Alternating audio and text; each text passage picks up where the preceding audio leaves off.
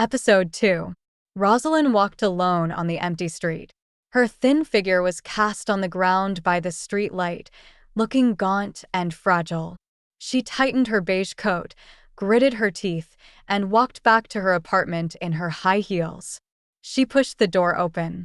It was huge inside, taking up an entire floor. Despite the luxurious decorations, the apartment couldn't seem to dispel the chill that permeated Rosalyn's heart. She sat on the sofa, stared blankly at the surroundings for a moment, then Rosalyn began to pack. Then, his cold gaze was fixed on the debit card. "There is an added $1 million in there?" he asked Anatole coldly. "Yes." Anatole nodded. Before Anatole returned to the company, he went to the ATM to check the balance on the card. Other than the money that Mr. Kingston transferred to Amilea every month, there were another $1 million in it. Obviously, this was the money Rosalyn had returned to Andrew for buying her that night. Andrew frowned.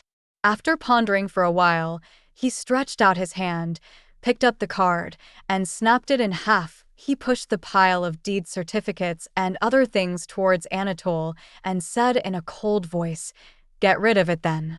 Anatole opened his mouth and wanted to say something nice for Rosalyn, but Andrew had already turned on his computer and started to work. Anatole sensibly shut his mouth, picked up the pile of documents, and left the office.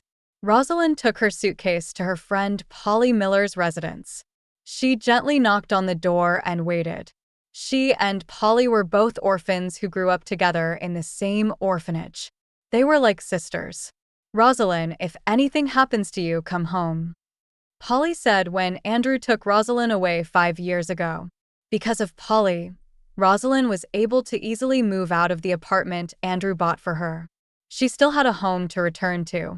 Polly soon opened the door. A wide smile appeared on her face when she saw Rosalyn. "Rosalyn, what are you doing here?" Rosalyn tightened her grip on the suitcase and said with somewhat embarrassment, "Polly, I need a place to crash." Only then did Polly see the suitcase in her hand, and the smile on her face instantly froze. "What's wrong?" Polly asked Rosalyn with a worried expression. "I just broke up with him."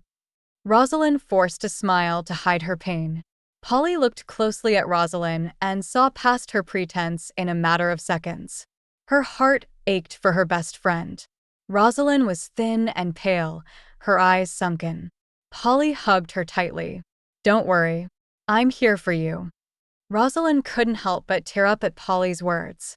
She hugged Polly and patted her gently on the back. "I'm fine, Polly. Don't worry." Polly knew that Rosalyn was just trying to comfort her. If that accident never happened, Rosalyn would have had a happy life. But the past is in the past, and there's no time machine. Rosalyn didn't want to burden Polly with her sorrow. After gently pulling back from the hug, she smiled and said, "Girlie, aren't you going to let me in? It's freezing out here." Polly was relieved to see Rosalyn still as strong and energetic as before. She believed that Rosalyn would soon recover from this breakup.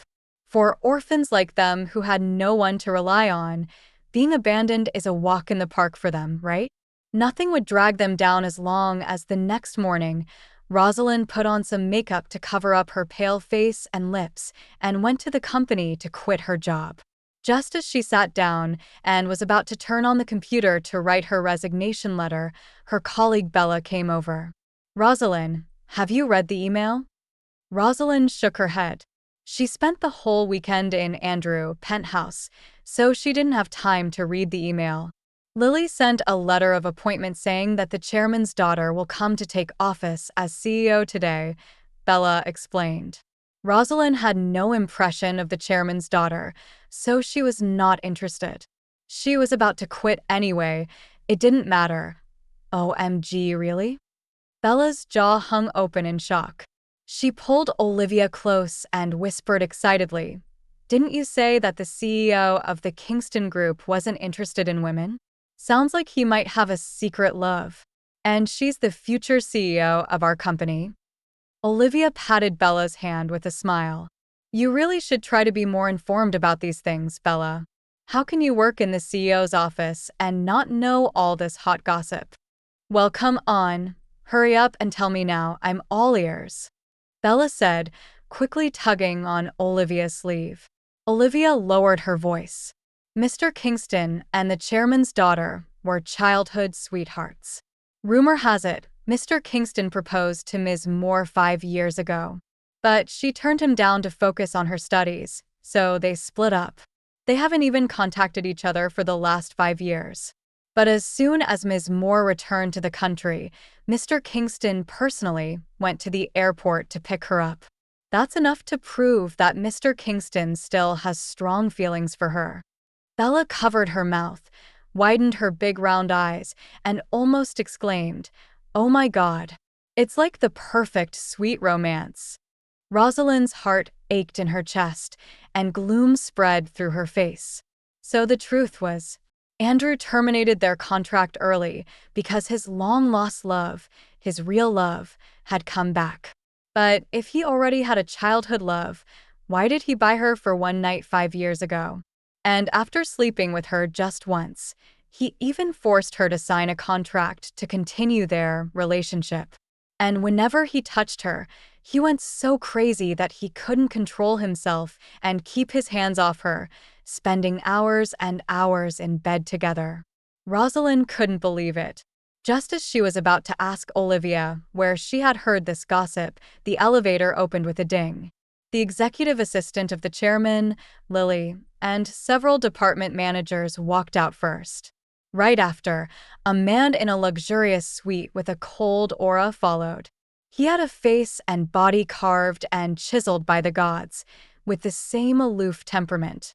He seemed almost unreal, like he'd stepped out of an oil painting, a mix of elegance and coldness, always keeping a distance from others. Rosalyn would recognize that face anywhere. Andrew. Lily gestured to the people inside. Mr. Kingston, Ms. Moore, here is the president's office. This way, please. Why is he here? She thought, watching Andrew turn and offer his hand to someone in the elevator. Then, a delicate, fair hand was placed in his, and a woman stepped out. The moment Rosalyn saw her face, she finally understood why Andrew bought her for the night and made their contract, all those years ago. Except for a few minor differences, Rosalyn had almost the exact same face as Andrew's former lover. She used to think Andrew would return her feelings one day and love her for who she was, but now she knew she was just a temporary substitute. Her chest suddenly tightened, and pain swept through her body, turning her face pale. Bella immediately asked with concern, "Rosalyn? What's wrong? Are you feeling sick, Kay?"